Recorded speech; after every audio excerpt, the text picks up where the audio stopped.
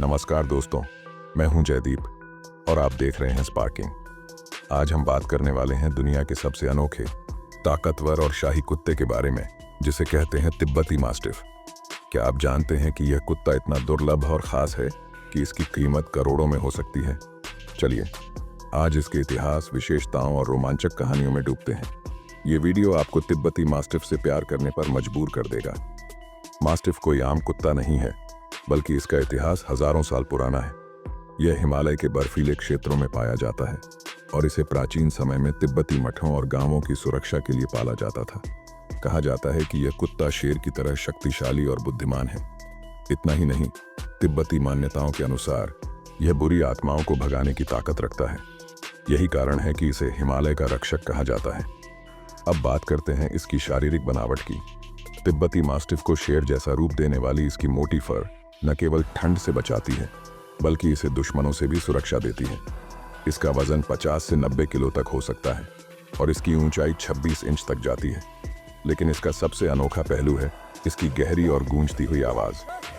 कहा जाता है कि जब यह भौंकता है तो उसकी आवाज़ 3 किलोमीटर तक सुनाई देती है। यह शांत स्वभाव का है, लेकिन ज़रूरत पड़ने पर यह दुश्मनों को धूल चटा देता है।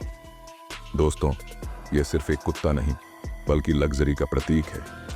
2014 में चीन में एक तिब्बती मास्टिफ को लगभग 12 करोड़ रुपए में बेचा गया था। हैरानी की बात यह है कि यह कुत्ता अमीरों के बीच एक स्टेटस सिंबल बन चुका है। लोग इसे अपने घर में लाना सौभाग्य का प्रतीक मानते हैं। मास्टिफ सिर्फ ताकतवर ही नहीं, बल्कि अपने परिवार के प्रति बेहद वफादार और सुरक्षात्मक होता है। ये बच्चों के साथ बहुत प्यार से पेश आता है और अपने परिवार की रक्षा के लिए किसी भी हद तक जा सकता है। लेकिन इसे संभालने के लिए आपको अनुभव और धैर्य की जरूरत होती है। इसकी मोटी फर की वजह से इसे नियमित ब्रशिंग चाहिए और ठंडा मौसम इसके लिए सबसे अच्छा होता है। तिब्बती मास्टिफ का इतिहास लगभग 5000 साल पुराना माना जाता है।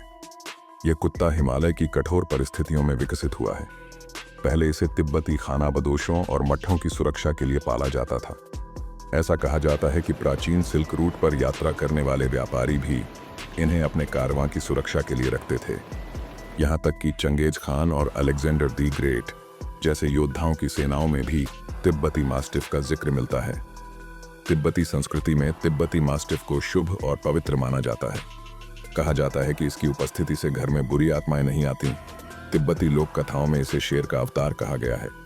तिब्बती मास्टिफ को उसकी घनी और मोटी फर से पहचाना जाता है, जो उसे हिमालय की भीषण ठंड से बचाती है।